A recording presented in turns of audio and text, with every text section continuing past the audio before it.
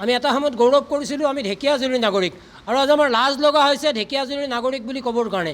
এইকাৰণে লাজ লাগে, ঢেকীয়াজুলিৰ যিজন বিধায়ক তেওঁ অসমীয়াক চিনি নাপায়। আজি অসমীয়াৰ বাদে এগৰাকী অনা অসমীয়া অশোক বাজাজক ঢেকীয়াজুলিৰ জলসিঞ্চনৰ নামত প্ৰায় ৭৫ কোটি টকাৰ ঠিকা আবণ্টন দিছে। কিয় অসমীয়া ঠিকাদাৰ ঢেকীয়াজুলিত নাছিল নেকি, বা অসমীয়া কোনো নাছিল নেকি সেইখিনি কাম কৰিব পৰা? এনে এগৰাকী বিধায়কে প্ৰতিবাৰে অসমীয়াক প্ৰতাৰিত কৰি, অসমীয়াক প্ৰতাৰণা কৰি কেৱল বিহাৰী মাৰোৱাৰী সম্প্ৰদায়ক তেওঁ অগ্ৰাধিকাৰ দি ঢেকীয়াজুলিৰ আজি অৱমানিত কৰিছে। শ্বহীদ নগৰী ঢেকীয়াজুলিক তেখেতসকলে ধৰ্মনগৰী কৰিছে। আমি লাজ পাইছোঁ। আমি শ্বহীদৰ নগৰত বাস কৰিছিলোঁ, আজি সেয়া গ'ল। আজি একমাত্ৰ অশোক সিংহালে ধৰ্মৰ নামত ৰাইজৰ মাজত এটা বিভেদ সৃষ্টি কৰিব বিচাৰিছে, আৰু এই বিভেদ সৃষ্টি কৰাৰ বাবেই তেখেতক নিশ্চয় ২৬ৰ নিৰ্বাচনত ঢেকীয়াজুলিবাসী গৌৰৱান্বিত ৰাইজে প্ৰত্যুত্তৰ দিব। তাৰ বাবে অশোক সিংহাল সাজু থাকক। পুনৰবাৰ কৈছোঁ, ঢেকীয়াজুলি শ্বহীদ নগৰীৰ গৌৰৱান্বিত ৰাইজে অশোক সিংহালক প্ৰত্যুত্তৰ দিয়ক। আমি এটা সময়ত গৌৰৱ কৰিছিলোঁ আমি ঢেকীয়াজুলিৰ নাগৰিক, আৰু আজি আমাৰ লাজ লগা হৈছে ঢেকীয়াজুলিৰ নাগৰিক বুলি ক'বৰ কাৰণে। এইকাৰণে লাজ লাগে, ঢেকীয়াজুলিৰ যিজন বিধায়ক তেওঁ অসমীয়াক চিনি নাপায়। আজি অসমীয়াৰ বাদে এগৰাকী অনা অসমীয়া অশোক বাজাজক ঢেকীয়াজুলিৰ জলসিঞ্চনৰ নামত প্ৰায় ৭৫ কোটি টকাৰ ঠিকা আবণ্টন দিছে। কিয় অসমীয়া ঠিকাদাৰ ঢেকীয়াজুলিত নাছিল নেকি, বা অসমীয়া কোনো নাছিল নেকি সেইখিনি কাম কৰিব পৰা?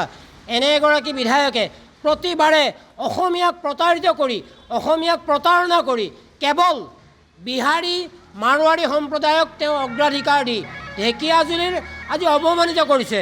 শ্বহীদ নগৰী ঢেকীয়াজুলিক তেখেতসকলে ধৰ্মনগৰী কৰিছে। আমি লাজ পাইছোঁ। আমি শ্বহীদৰ নগৰত বাস কৰিছিলোঁ, আজি সেয়া গ'ল।